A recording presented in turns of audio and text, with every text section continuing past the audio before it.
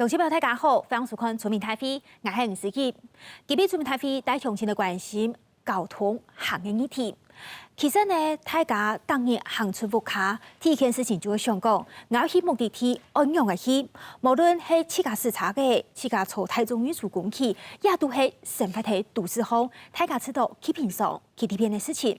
只不过唔去到综合所在，也系讲去到较配角的所在，去偏向的所在。大家感知交通会对大家的生活造成哪条影响？韩国交通的重要性又是睇哪？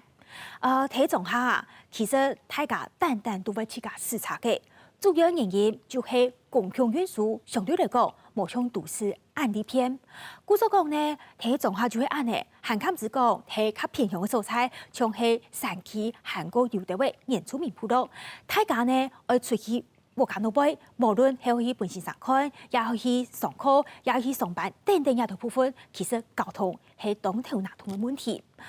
政府也按多年來，三亞傳統偏向交通平權一件事情，傳統嘅像係幸福巴士一項政策，其實也當到嘅所在，當到嘅偏向都有幸福巴士嘅。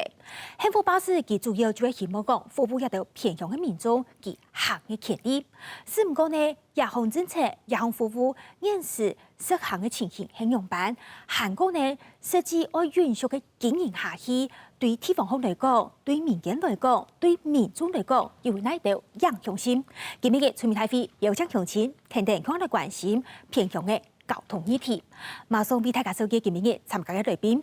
頭位我先收嘅係逢甲大學公共事務同社會創新研究所嘅特聘教授侯勝忠侯教授。大家好，我是侯勝忠。歡迎教授。下來我收嘅係台灣鐵道區國土規劃學會嘅理事鄭宇哲律師。主持人還有各位觀眾，大家好。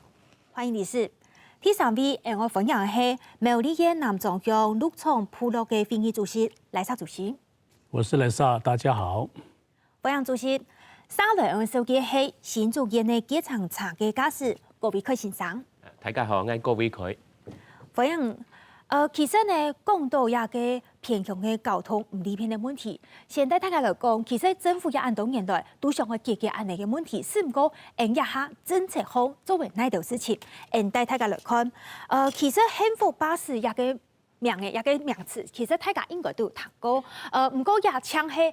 滿足人嘅偏向民眾交通需求嘅一個部分聽聽。你看到也按多年來人哋嘅傳統偏向交通嘅部分，之前呢，我改善咧係有關偏向嘅道路安全問題，係講有無符合嘅所在，其實對大家嘅專業都唔係好。再過來就係含通港地去到偏向嚟服務，大家就唔是碰上碰下去到監理所嚟做一條相關嘅監測一條事情。再過來就係人家見講到嘅有關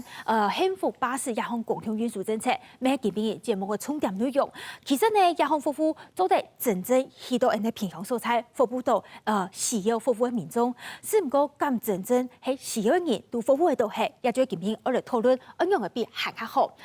故所講一按多年來幸福巴士一件事情啊，對一開始嘅1.0到一下已經進行到嘅人哋2.0當中，其實佢整合嘅也5個服務方面，5個服務方面有哪條部分？一般來講。睇偏向所在，睇綜合所在，時間長查人唔係很多，一時間呢，當到測定人就會意思拍排查嘅時間，拍排查一件事情，其實睇幸福巴士傳統過後，2.0傳統過後，有關法規嘅變用過後，其實對家條拍排查嘅時間嚟講，係相對嚟講係利便易到。再過來就係呢，我要加強同志業。做前都整合起來，按呢張做得真正服務到偏向民眾，還要好好利用也係科技平台結合其他嘅回饋，韓國愛介意民間嘅專業，向下來參加，向下來聽數。講到也嘅介意民間嘅專業，向下來參加。今日嘅節目開始，我先帶鄉親來看到一啲真實嘅嘢，就係睇人嘅苗栗南莊嘅片傳統幸福巴士。苗栗南莊嘅片嘅幸福巴士，特別係由在地嘅後生人，整個地方創新團隊來做路線嘅規劃，來做營運嘅規劃，再個拿公部門嘅補助。故所講其實是真正嘅公部門同民間一條後生人合作嘅啲嘢。先帶大家來看一個影片。就1月份，然後坐到南莊，然後再坐學校校車出去這樣。觉得这幸福巴士有没有，就感觉他们就方便了。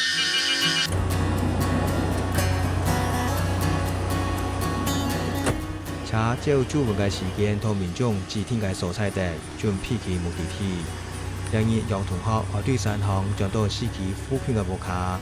交通嘅問題佢到2日前透過主文內通，就是嚟輕鬆解決半點鐘嘅車長。自從鋪落有了幸福巴士嘅服務，讓同學喺去讀書就唔是嗰像之前咁麻煩。要麻煩爸爸媽媽就是早起載我到南莊這樣。那所以你覺得這個幸福巴士比較方便？方便多了，主要就是想什麼時候坐車就預約。負責在讓同學嘅係34歲嘅返鄉青年郭志權，之前同外地是那麼抗，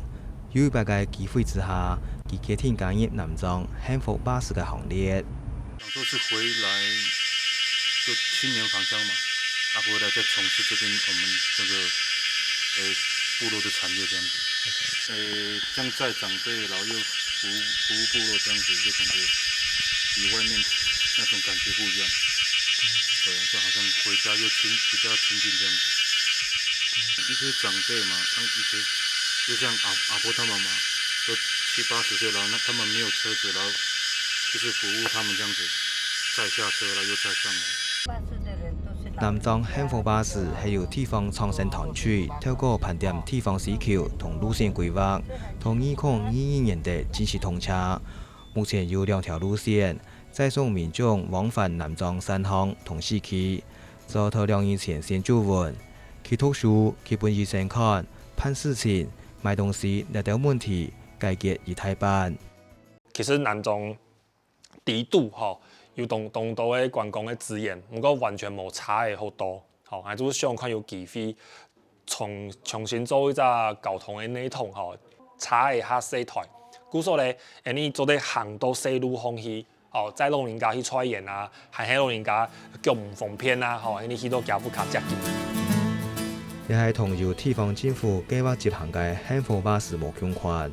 採體服務採體。居民嘅基本交通需求得到保障，也參考多樣嘅情況，得對其他偏鄉地區作為參考。影片都向南莊嘅地界設計服務嘅南莊鄉2個路線，第一係鹿松線，另外一個就係向田府線。其實呢2個路線都做得真正服務地方係居民嘅需求係，不如服務哪條需求？嚟看，一般來講，幸福巴士佢愛服務嘅就係第一，學生嘅上課問題；再過來就係老人家，也係講採聽人愛去本線上看，還有呢愛去買東西，係唔係睇司機買東西就沒按呢片。再過來就係當多位老人家都會去普羅地度嘅文獻站，故所講有嘅接送服務過後，文獻站嘅使用會限較多人去參與。故所講看中嘅就係其實都係實際嘅潛在採體居民嘅需求過後，去盤點出來，再過去隨通下嘅幸福巴士嘅路線。故所要俾我請教下來沙主席，主席。你是來自南莊嘅鹿松部落，部落嘅擺推出亞嘅路線啊，你再同大家講一下，有亞嘅幸福巴士去到部落過後，大家嘅感覺樣板，韓國再過來冇幸福巴士以前，你有點樣嘅克服亞嘅問題。首先也利用這樣的機會，感謝很多個人機關或者是相關單位的幫助跟提攜跟愛護啊，在這裡要感謝陽明交大的幾個老師跟中華大學的幾個老師，那包括了公路總局、新竹監理站跟苗栗監理所。當然，最初我們提出這樣的想象的時候，是我們在座的好老師特別到路場來關懷我們跟提醒我們，讓我們有更肯定要推動這樣的一個計劃。幸福巴士有了之後呢，讓部落小孩子跟老人家，跟部落的一些人，大部分的人都是覺得我們很幸福，因為有幸福巴士的推動，讓部落的需求感覺到是滿滿的感動跟幸福感這樣，所以這邊也特別感謝，我剛剛提到的很多的單位跟個人這樣。再请教主席，这是有了之后你们实际的感受，那没有之前这些交通问题或是这些需求问题，你们都是怎么克服？那各家去负责啊，如果要接送孩子上课，小学跟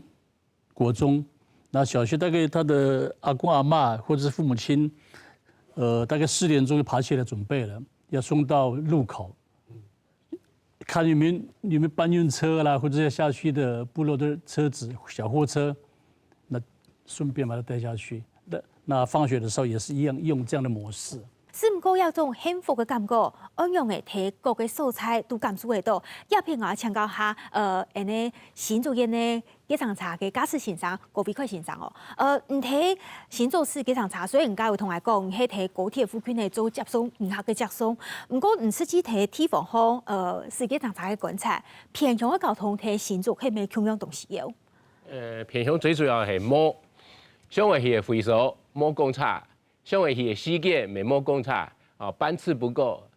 路線不夠。然後可能時間還很早，太陽還沒下山，已經最後一班車已經沒有了，可能很安擁啦。其實都會的新竹人都會講啊，都會區到偏鄉下係窮嘅，就是絕大部分的人還是自駕私叉和係騎歐多拜，但是那些少數需要公共運輸的呢，特別是鄉下就是班次越來越少，因為人口越來越少。人口越少，就是大家坐公車的少了，他就減班次。當然還有別的原因啦，他說找不到司機等等。那他減班次，大家覺得坐公車很難等，就更不想坐公車，就拼命找親友載，或者是自己騎車。你信州鳳岸台啊，老人家去歐德外下巴動危險。有時候經過那個大橋豐大道，他連牽都不敢牽過去。但是就是惡性循環，公車不好等，就越不坐公車。公車人越少，就越要減班次。目前還有是很給人差哈，因為我們鄉下人口少，所以你給人差冇可能啊。大部分的計程它不可能停在，譬如說信部啊、冠系啊、北部啊，它停在那裡，整天的生意吃不飽飯的。其實我去準備去信主席，那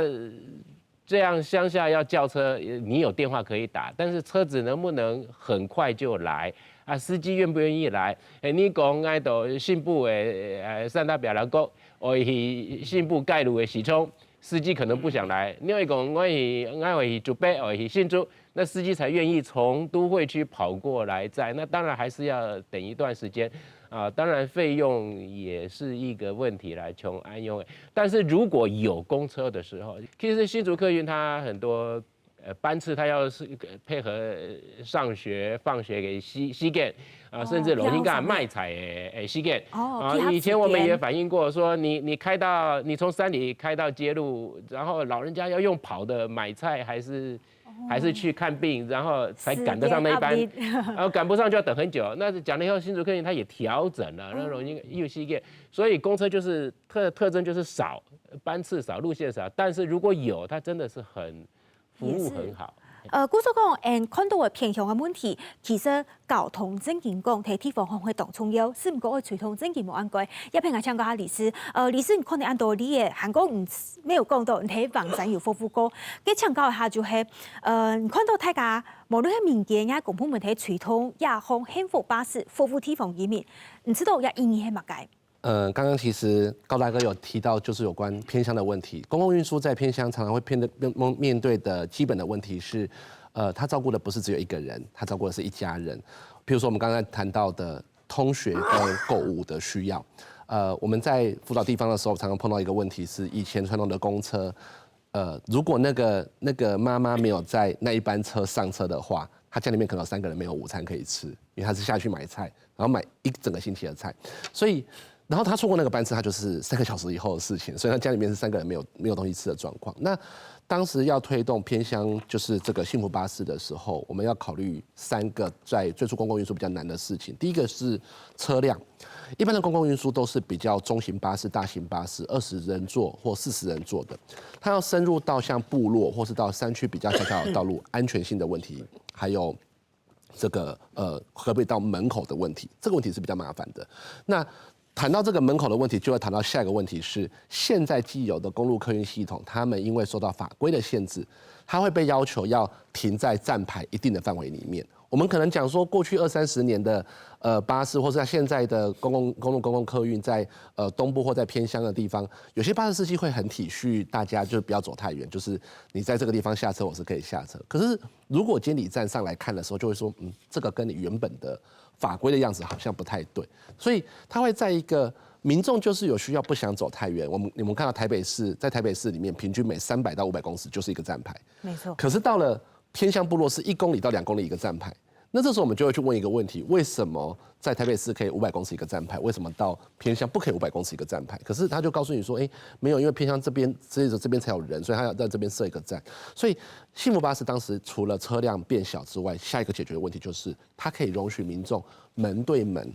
就是到你的家门口真的去载你，那至少我们看到在部落的孩子或部落的老人家，他不用为了坐公车要走1公里的路出来，他可以真的是车子上去接。就近服务，对，就近服务这个事情是对于地方来说其实非常非常重要。那最后其实当然就是因为如果是一般的客运车辆，它常常它的车辆它是要储放在市区里面，所以它的班次会变得很受限。就是我早上要通学的时候，我也是4点钟要派司机上去载人下来，时间很受限。对，可是如果我今天变成幸福巴士，它有一些车辆因为变小，而且是当地方的青年或地方的创生组织在管理这个车子，所以车子它会变储存在就是需要的地方。那所以变成说，他派车派出来的时候，他不用去我们讲这个空时旅程，因为这个空时旅程其实也是成本。所以在成本、法规松绑和服务弹性的3个需求上，其实幸福巴士可以慢慢的希望更贴近民众的需要。当然，现在下一个问题就是经费永续性的问题。可是至少在过去的我们讲着要讲求路线、讲求恒定站牌的这些事情上，可以创造一些弹性。嗰個幸福巴士其實講到話，佢同一般嘅公共運輸係較無共樣，佢做得較彈性，較做得接近民眾嘅需求去做到一件事情。嗰個講進一步我請教侯教授，教授家下主席特別講到，睇普落傳統幸福巴士一件事情，其實沒有比較有當到嘅建議。接着個請教就係，唔可能按當年來政府也好，也係民間也好，大家按晒網上嘅傳統解決偏向嘅交通問題。唔知道幸福巴士傳統到見，還有呢度素材係帶定人去看到佢做的加強啊，也係個做的提升，也係講做到以後嘅素材。我常講一句話：沒有交通就沒有生活。所以在偏鄉的生活啊，因為它的地大、人少、變異非常高，所以它不能用傳統的公共運輸。所以幸福巴士提供的是一種以人為需求導向的彈性運輸。那這樣以人為本的彈性運輸，在交通部啊這個主管政策的思維，他們過去比較是用供給導向。在提供所有的政策，但是到偏鄉，其實它大部分，它需要反過頭來以需求為導向。那在台灣這大概10年來，因為偏鄉越來越人少，高齡社會越來越嚴峻，再加上很多的所謂的職業產業紛紛都離開了啊，所以在偏鄉其實它造成了一種困境。就是人出不去，那物也進不去，那所以在一個有限的資源要提供這麼廣大的服務，它其實要回歸到一個就是要整合各個跨部會的資源，所以我們應該說，如果幸福巴士要真的說它是幸福的話，它其實要盡量的去把一些跨部會的資源盡量把它統整，然後讓不同的車都可以整在同一個服務的系統裡面，所以我們談的是服務，不是交通。我們談的是移動，不是巴士。所以當我們把這個面向重新的翻轉之後，其實我們就可以把交通部的資源，衛福部的長照，還有文建會有很多社區的一些補助，那甚至我們在教育部有一些兒童就學的一些經費。那甚至民間有很多的社區的這樣的一個支持的這種企業社會責任，那如果我們可以把它整在一起，然後給它一個叫幸福巴士的名字沒有問題，然後讓它可以在這個供給端增加的多一點，然后它回归到一个非常传统的经济学思维，就是供给跟需求。用这样来思考。供给越来越多，好，越来越弹性，需求的被满足的那个价格就会慢慢的降低。是。然后人民的取得的这个所有的便利、弹性、及时都会比较提升。今日提一部分讲到的就是幸福巴士提地方方为了truyền通，談起來 CB 裏邊都針對一個幸福巴士嘅傳通有進一步嘅看法，因為寄託共享運輸確實係完全冇共用嘅營運方式，韓國營運嘅目標，用人服務嚟做出發，再過來思考到滿足民眾嘅生活需求，也同共享運輸作為一道交通嘅接送，其實係有動態嘅受傷。故所講，講到共享運輸嘅接送啊，一般來講，唔出去唔係自家視察，自家想辦法，自家想辦法去到我去嘅所在，就會坐共享運輸。只唔過共享運輸一下建議，尤其係睇狀下係見來見困難。狀下民眾面對安尼共享運輸，減班啊，也係講停駛，也就部分也就用用嘅原因，韓國人嘅看法，演得看影片。你啊，施工叫停駛啦，當然該你啊幾條路線嘅人嘛，不較冇方便嘛吼。不過你啊長久以來，我想講佢可能坐嘅人吼慢慢咪少咧吼，該人口冇按多咧吼。然後你啊私家車就按到人少啦吼。不過像有啲學生上下課。還有啲老人家春節嗬，還係會用到呀，咁啊個呢新竹客運呢個車會湊啦嗬，所以禮拜就按用呢個等於是減班嗬，或者取消路線按用呢，變到講還係會揾住條民眾冇按方便啦。關係真係老人家差唔多佔咗70%以上嗬。很多老人家啦，學生人口真有1000以上左右，老人家人口一般3300左右哈。新竹學院確實也人員哈，也唔係很好哈。佢去年有提出講愛停駛，都來保護人關係嘅強性哈。呢個日本兩個事情發生，安全公所竟然提出新幸福社會講嘅計劃哈。也得到咱政府啦，公路局嘅贊同嚇，然後我來付出經費來本一隻計劃來順利來執行。我哋幸福警公所、到監理所，還有到個公路局有研究過一路線，因為我有規劃5條到6條嘅幸福巴士啊嗬，為咗落喺幸福郡。在咧1812年嘅時候啦，我是有規劃好，到119上面是開始為咗攀啦。因為佢新竹客運啊，佢5行咧，停咧，停喺咧，我就冇幸福巴士總的。家看到影片係вид到嘅嘅共享運輸體地方方有減班啊，也係講停駛情形，按講係原因。做嘛會有安尼嘅原因做法，其實就係共享運輸也體狀下所在，現在人口老化，韓國老人家見來見到，尤其大家需要嘅時節，坐嘅人冇按到，佢成本考量都係一定一扎去做到嘅。故所講呢，人哋看偏向交通啊，尤其睇共享運輸嘅部分，會唔拉人員，主要就係人家講到嘅路線可能會停駛。再過來呢，係竟然都唔係以後有了錢嘅部分。再過來就係，就算有一個路線，只唔過佢嘅查標嘅時間可能唔合乎採聽民眾嘅需求，像係上班時間、上課時間，冇咗一般線上課時間，同一個查標嘅時間、咁多嘅時間，其實就係當麻煩。再過來就係有關營運辦事嘅托辦一條問題，等就係人家下睇平常嘅交通運輸可能會有遇到唔拉嘅問題，故作會造成人家看到嘅相關嘅用嘅結果。故作我也譬如我請教下李克先生，就係雖然講係睇地方方司機上查，唔過唔看到，唔加咩直接講到共享運輸睇地方方減少嘅事情對大家影響動態嘅進一步睇大家來看，你喺我看一部分的討論。當然，因為人口下少啊，我們新竹縣雖然是少數人口越來越增加的縣，但是其實13鄉鎮裡面9個到10個人口是越來越少，做的人也少。另外就是以路線來說呢，以我們新埔關係來講哦，大部分新竹客運還是以新竹市為中心，但但是实际上大家生活圈慢慢的以新竹县竹北。光明六路就是染景福啊、家乐福啊、中国医药大学的喜来登的高铁啊、大圆百生医院这一条，新埔关系圈末共差，因为以楼的竹北比较热闹的地方，然后就转去新竹市，譬如说天后宫的旧市场、大市场，还有东园医院、新人医院那有。但那新的卖场、新的医院和染景福盖回收，摸线的路线，或者是要转车，所以这确实是目前我们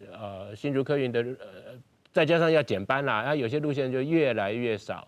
那它就会让做的就是人家就更不想做。那这样子对计程车来说，不是相对更好？给上查司机没看好。係啦，但係像啱啱講嘅哈，因為散地部路應該叫很差哈，但是大部分的計程車它不會留在新竹縣，不會留在新埔鎮等客人嘛，你那個從關系給玉山啊、景山啊，不可能，對不對？那所以該問題可能啱到左邊，啱到新竹市。那有没有司机愿意跑到山里面来再去哪里？如果譬如说你俩有幸福小黄，对，他会留在乡下地区，留在地方好做的服务。最大的问题还刚刚老师所说的，那经费有经费警府也发钱吗？大概1个月工作160小时，160小时要领到平均工资，譬如说4万2哈，4万多块。那你现在要留一个司机，你用这个标准，160小时要有4万2的收入，你怎么样留司机在乡下？哦，如果没有经费进来，我只靠几个老人家，2天给我叫1次车，那只有兼差的人是就是说本身问题你本性走马改工作，然后有人叫车的时候，他才想办法配合，这个也对便利性一定会有影响，会有影响。所以最主要还係政府會發錢嗎？政府的付出嘛，其實也係當到公共運輸做唔下去嘅時節，都係意思政府的付出，只不過一個付出做的付出結構，相對來看係咪一個貴嘅市場真正出現問題嘅？先生請教一下，你是分析講我們的這個交通運輸有4個失靈啊，那你是不是來針對這個階段，你可以來為我們分析一下，這個4個失靈在我們現在討論的這個交通運輸，哪條數才喊啦？我们常说要解决人们的需要，大概是3种手段。一个就是透过市场，所以它是一种经济的一种逻辑。那第二个就是市场没有诱因，那就要透过公权力，那就是政府介入例如水跟电，这个基本上政府都要介入保护。那交通事实上是在这个象限里面。那第3个就是说有一些政府也没有办法，无能为力，那市场也不愿意介入，那就要透过社会力，就是所谓的救助甚至非利的这种地方团体自助的一种模式。那回到交通这件事情，在偏乡市场力是不会介入的，因为它无利可图，所以再怎么样它不会去进到这个市场。那第2个就是政府公权力其实长期介入，其实它是用补贴。那补贴这种方式其实就是用纳税人的钱去补贴，但事实上它是高度无效率。好，所以我们就回到第3个逻辑，就是社会力有没有办法？其实社会力做这件事情，因为它的专业度是高的，公共运输或交通，它其实是一个高度专业。其实社会组织它不一定熟悉做这样的业务，所以如果我们现在来看这个4个失灵，其实最要解决的其实是政府的法规一定要松绑。例如说交通法规、职业驾照，或者所谓的跨部会的一些高龄的一些专车，甚至教育部的一些儿童接送的补贴款，甚至文件会特定的一些款项，如果可以透过法规的松绑，那这时候政府就把这样的资源把它释放出来。但是因为经济力无法介入，市场不会有企业想进去。这时候我们就要回到社会力，那我们法规一样要扶持社会力进来做这件事情，所以让在地组织，它不是交通的所谓的客运业者，也可以执行交通的业务，这个也跟法规有关。那所以我们在南庄看到，现在其实是法规松绑之后，所以让在地的民间团体，他们可以致力的去申请客运业。那把这些资源用在地的力量支持在地，就自己的社区自己救，不用政府。政府你只要制定好对的游戏规则，然后把资源把它让我可以共用。其实这件事情在地就会找出他自己的活路出来。那不同的地方的偏乡有不同的情境，南庄它事实上是一个浅山的方式，对。但是如果你今天到梨山，你今天到东台，可能就不一样了。台东那个是一个海岸的，那是一个狭长的，所以我们不能用一套衣服要大家都要穿，所以我们要因地制宜。所以我想政策松绑是最重要。刚刚现场没有讲到，睇南中一个素材就会用人。一個國土嚟做出發，嚟傳統嘅幸福巴士。是唔過呢？人講啦，幸福巴士雖然講執行起來對地方方係抽梯、踩梯做得停就服務到，唔過呢，佢會有獨到問題冇，行起會有。人嚟看，幸福巴士佢要先租運，剛有講到2年前租運，故作唔臨時有時要臨時。我檢查嘅就冇按過嘢，再過來就係人家有講到話，希望講服務嘅人是幸福巴士嘅人係踩梯嘅居民。故所講呢係講從喺地方方撞下，而係做農嘅人去使一個幸福巴士，係講見公家下田方嘅事做唔停，無限嘅時間就會欠人嘅。再過來就係一個運輸命路線，一下呢可能還未完善，是唔過呢？生下來就係漸漸過後，服務到行家度嘅素材，還有輕重要就係財源要發到問題冇，爭要發到運輸嘅經營下去。故所講，主席請教下就係一睇南中嘅片，傳統幸福巴士，一條問題確實係一條獨到嘅係，一條也清晰嘅嘅問題係乜嘅？幸福巴士固然是幸福了哈，可是我們碰到的問題是一個接一個。像是哪些？對，像我們的預約方式就是問題了。當然，特別一開始的時候，是我們的部落族人，非常不習慣用預約的方式。那我們現在都有手機、有電腦，可是老人家不會用，那他的孩子、他的孫子、孫女都在外面啊，那他也委託在部落裡面的年輕人幫他處理手機的問題跟電腦的問題，來進行我們所說的預約。那經過了幾個月之後，我們的部落老人也慢慢習慣這個預約的方式也好了。可是問題還存在，必須要去突破的。那我們推這個2天預約的方式，還好部落裡面有文件站了，文件站有2個或3個的照服員可以幫忙他們處理預約的方式。那可是，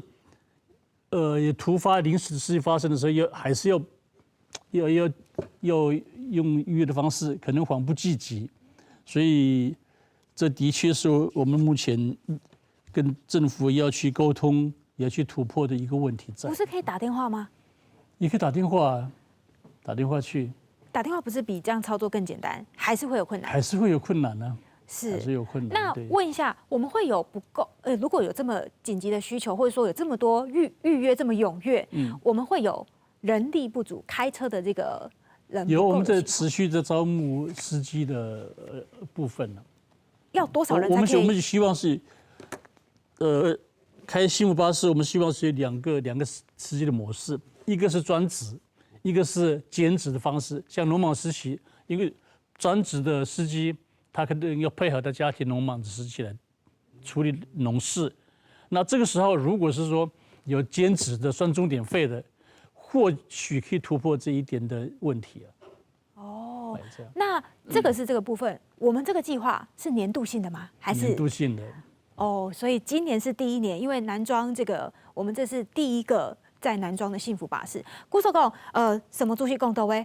第一類睇南莊傳統嘅幸福巴士，是唔過呢？面對問題，加到多嘅做得做改進改善，唔過重要嘅就係財源問題。故所講一片，我請教一下理事，大家都講到幸福巴士真正幸福，唔過一個幸福感，我用嘅運輸經營下去，係咩人哋傳統偏向嘅幸福巴士之間，大家嘅考量。剛剛侯老師有提到，就是整個政府失能的狀況，其實在地方公共運輸裡面，它有一個比較有趣的現實是，我們公共服務所提供的業者，它主管機關不是地方政府，地方的客运，像新竹客运也好，或者在花东地区的花莲客运，现在叫做东台湾客运，他们都是由公路总局地方的监理，就是由公路总局地方监理单位来管理。那这个时候会碰到一个问题是，它的经费来源其实是来自公路总局，而不是来自地方政府。所以公路总局在过去推动的时候，我们一直期望走向一个方式，是我们希望把这些路线慢慢的。就是让它，如果地方政府有意愿管理的话，送进地方政府里面。它有一个比较大的好处是，其实刚刚侯老师提到的经费整合，因为刚刚老师有提到，比如说我有教育的预算，我卫福的预算，有很多预算它是到地方政府去的。那所以有些东西是到中央部会，有些东西到地方政府，就会产生经费上或组织管理面上的不一致的问题。所以其实第一个问题是要先克服这个，就是我如果经费的来源可以在一个水库里面，然后这个水库是在地方上面，那这样子在经费运用上，比如说不同的村庄，他们有一个共有的资源来管理这个，他们有没有办法在相邻村庄之间提供彼此相互支援的能量？这个在最初在设计的时候，有过这样的想法。可是现在最大的问题是，因为目前我的组织架构或是预算架构，它都采取的是专案补助的形式、年度补助的形式，然后希望地方自己长大。可是很多地方它就是长不大，因为它就是这么多人，然后这些人在高龄化，所以对于政府来说，其实面对未来的状况，其实应该是因为一面业者也在告诉你说他开不下去了，对，另外一面是地方还是有运输的需要，然后再来还有这两个中间还有个缺口是那个计程车。计程车其实对这个中间，它应该是一个彼此连接的架构，而不是三个独立块。所以怎么把3个独立块组合起来，最后民众要达到一个可以负担的成本。我们在讲民众可以负担成本，在国际组织里面有一个基准点，我们叫做可支配所得的5%。以台北都会区来说，可支配所得的大概会在1200。所以为什么当时双北都会区采取1280的月票？它有它算过的逻辑跟公式。可是乡下绝对不是这样啊。对，可是到了乡下地方，它不会是1200。对啊。所以变成是我如果很清楚地方的民众是他能够负担的就这么多，你就会知道政府应该补助多少。所以最后政府就要去克服说，我因为知道这么多，我知道公共交通预算没办法补到全额，我就要像侯老师讲的，怎么样把这个缺口整合起来补起来，这个整合思维是要去想的。整合的概念，正合可以和黑理事也集团提出来的重要的关键。故事讲系进一步强调，后告诉的就是，唔敢看到跨局处的讨论，跨局处同资源整合系当重要。再个讲到，就像理事讲到的，整合一件事情系当重要。真正要两件事情做到，就做得同样的幸福巴士提提方向运输经营下去系。针对运输经营，一部分有嘛观点吗？交通是一个公共财，所以它没有办法完全用市场经济去满足。那我们政府其实有个迷失，就是一直有大政府的思维，好像所有的事情都应该由政府，然后去编列预算，然后让地方政府承接中央的一些政策跟游戏规则，再下授给民间去做。其实这种大政府思维导致了今天我们没有办法去满足这么大量的偏乡的交通。其实建议，如果要回到永续，其实要用一个大社会的思维，就是由下而上，然后鼓励邻里乡镇，让他们自己用他们自己的模型，然后去解决他们在地的问题。那社会他们自己会长出他们自己的样貌，那就要把交通从一个供给的这种所谓法规思维，把它打破，变成是一种所谓的服务思维。所以第一个永续其实一定要允许让在地的人有更多自己去设计自己服务化的这种所谓的可能性，包含交通，包含高龄的接送，包含儿童的就学，好，包含这个外地游客的地方的这种小旅行。所以这种就学、就医、就养、就业，甚至社会参与，其实这样的一个想象应该以地方自己去发展出来。那所以在地化的服务模式，如果可以做得出来，其实我们在永续这边就比较有机会。那政府只要做一件事，就是把游戏规则定松一点，然后授权给地方政府，让地方政府尽量回到他的乡镇去决定一些事情，不要一直都限缩在公路总局或者所谓的监理站然后用这种所谓的交通的思维在做地方的业务。用自家民众观点来出发的时间，其实就没做到像政策案的硬邦邦这样的概念，做得真正为民众来服务。可是啦，讲到公共运输偏向的交通，是要大家强下来面对会解，强下来解决，因为也是杀下来人都会落的过后，尤其人马体较偏向所在都会遇到的问题。故所讲呢，係講要進一步嚟解決，也係講希望偏向的交通服務行較完善。好多專家有哪啲建議，我哋看影片。我们现在看到观音区跟大园区，观音区跟大园区其实它还是有免费公车，但是它的免费公车有一些它是少于5个人，有些甚至只有2个人。那像这种路线，其实就非常适合我们用幸福小黄这种所谓的计程车的这种服务车队来做服务。那我可以降低我们的这个所谓的公车的成本，也可以让民众可以感受到这个贴心的服务。最主要是现在呢。所有公车的这个部分都有面临到一个所谓的司机化，所以说在这个司机化的状况下呢，更可以有效的来推动用计程车的方式来做这个营运。在地服务在地，所以我们可以把过去的所谓计程车合作社的精神纳入到这里面来，甚至是有一些我们不得不重视的问题，比如说白牌，我特别强调这个部分，它也许是违法。那将来怎么样把它纳管，我觉得就是一个很重要的事情。而这个纳管有很多的这个手段跟方法比如说他们可能买不起车，那我们可不可以用 PPP 公司协力的方式去协助他租车？那这个租车有不同的各种车型，因为偏乡交通其实要解决2个部分，一个就是平日的通学通勤，甚至是就医，但另外一个就是在假日的时候，它有很大的观光休闲的这个需求。借由这次客运有客运业者那个意愿不是很高的情况下，或者是借由我们这一次其实足也通过了行政院这个通勤月票的方案，都可以借由这个机会来做整个路线大幅度的调整，让我们不管是偏乡的这个交通的权利或者是这个旅游的这个潜力，其实都可以被照顾到。传统亚种偏向交通，唔但将服务喺菜天民众，其实呢，今日来宾都有讲到，服务菜天以外，行卡会服务到其他嘅有相关需求嘅人，无论係上班上課，也係本身上看，也係講有觀光需求等等，都做得強下來男人來思考。故作講呢，影響嘅同偏向交通再個提升，加大家。講到嘅關鍵就係，我運輸嘅經營下去，也是要整合同跨部會。再個來就係呢，有關偏向可能就係單單都係老人家。故作講呢，生下來嘅檢查嘅平台，也係講主份嘅平台，也嘅服務內容，我行較完善，服務到一條偏向嘅老人家。再個來就係呢，做得結合其他嘅公共運輸服務網，韓國呢傳統兒童服務社嘅社會整合，加裏邊沒有講到，韓國重要嘅就係要好好利用菜地嘅資源。甚至推崇地方創生。故作講啊，請教下主席，我們在南莊啊，傳統那個幸福巴士，傳統都見啊，係講呢，人家講到運輸經營係一個挑戰，也都有法度運輸經營下去過後，有其他嘅鄉鎮想要得好，有乜嘅建議？2點建議，如果這個社區部落啊，社區或者部落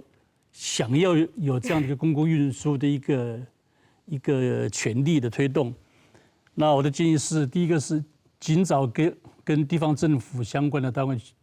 做密切的溝通，要一再的溝通，因為我們1年多來推，在苗栗推，在南莊推這個幸福巴士，我們是深刻的一種看見，地方政府相關單位非常的怎麼講？一方面是行政效率非常低，那另外一個是在回應地方的需求也非常慢，那可能是剛剛侯老師講那個大政府的現在可能要弄掉了，裡面弄掉很難。第一個是要盡早跟地方政府的相關單位去做密切的溝通，第二個是也要整合自己內部的問題了，盡早也是要溝通，盡早擬出自己想要的一個模式出來。那主席，第一步，如果你說的很多問題要溝通，第一步解決什麼，可能接下來就會比較順。以你們的例子，本身的內部問題要先解決了，我們才能對外去訴求啊。故所人講到話，喺個偏向嘅一個幸福巴士嘅傳統，2年唔拉時間，服務唔拉時間，大家都會希望講。机场茶来天数。我请教一下，比克先生，机场茶係講工業觀光運輸也好，工業幸福巴士服務也好，就唔一個觀點。你自家是機場茶來看，也真正做得到係，也係講有哪啲困難。当然我们赞成，而且已经有了。就是幸福小黄，它现在等于是小公车啊，就是按西建啊，按用夯引令。那毕竟是小的少量啊。但是就是刚刚教授跟老师都有提到的，因为它特别在我们乡下深山里面啊，一些小路，其实它有时候也很，它其实把小黄当公车一样开，它是时间按时间这样子一站一站开的。但是就像我刚刚讲的，事实上这个司机主要的收入是来自政府补助。没有这个东西，光靠几个民众去付个钱，对，那司机他没有办法生活，所以那其实现在新竹染警服还有新竹市也有，他也有补助老人家做体谅差，1个月500块，每次可以用100点，大概做5次，所以我当然是赞成结合起来，但应该也建议哈，你俩不要只讲偏乡的交通，而且你记不记讲的问题啊？我们是认为偏乡就是人口少、长辈多，对，以这个前提是。但是我应该也建议哈，政府或者整个社会要好好想一想，我们现在人口一直往都会区集中，没住乡下的年轻人越来越少，这个东西这个问题要不要面对？还有交通问题，不要只讲偏乡交通，我们要连都市的塞车，向下考虑落去，向下考虑，嘿，那。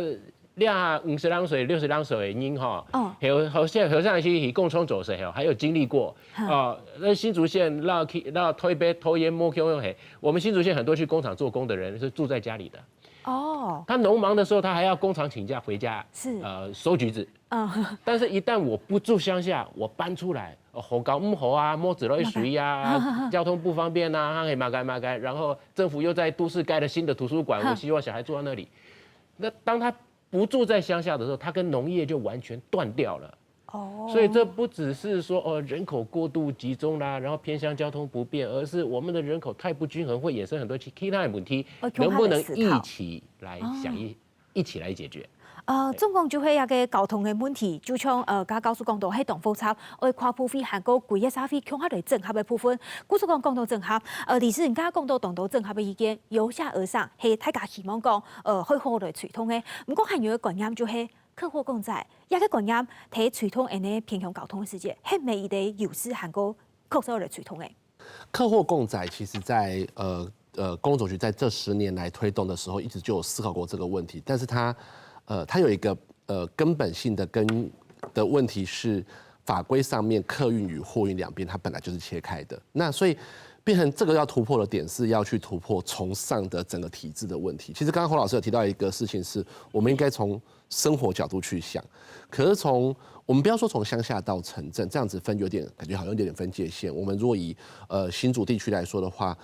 台三線這幾年政府在講台三線的這個故事，其實你會發現台三線是一個分界線，就是往台三線的山地裡面去，跟往台三線的平地這邊來，其實是不太一樣的狀態。那麼在立法規的時候，它有很多時候會面對既有業者的這個討論，所以客貨共載它是個想法，然後這幾年也有人也開始想要做這件事情。在東部，尤其在東台灣地方，他們其實本來很多車子它是遊覽車型的，所以它的下面本來就是可以當載貨用，可是涉及到法規的問題的鬆綁，這個問題到目前為止還有一點難克服。那現在的客貨共載大概會從以像現在屏東有在做的案子，他們比較多的就是我利用載客的過程之中可以順路載運，但是它都還是流於原本的客運形式。我們討論的客貨共載可能會比較大，是說，譬如說今天它可不可以有部分的物流可以結合在客運車輛上面，它裡面有法規的課題，所以比較難。那所以對於我們來說，我們其實都會建議，我們這個時候在能解決的問題上，其實還是先客，然後再後貨，可能會是比較好的做法。因為先客我要先把人的需要先解決，那到了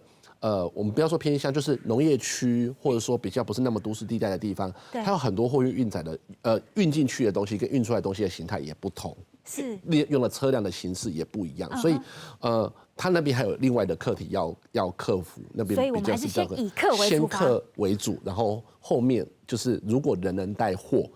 怎麼樣到我可以跟人人跟货可以跟到多大的货，然后最后才会到存货，它会有一个这样的进程存在。但是它一样要从地方由下而上，因为只有地方才会知道我这个地方我这个聚落里面的农业需求是什么。比如说在新竹，他们可能是橘子，到了台东，他们可能是金针花，所以不同的货运需要跟不同的装载需要会面对不同的挑战，一定都是要因地制宜的，这个一定要在就地来看。因地制宜，基本嘅要苏道党都会讨论。总共就係唔免聽伊嘅法規，聽伊嘅政策過後，就全台灣呢一個偏向素材就用得到。故所前面參加係去告訴就係，其實人講到偏向嘅交通也好，公共運輸也好，人提供嘅韓國本地域嘅動態嘅伊個服務嘅兩件事啊。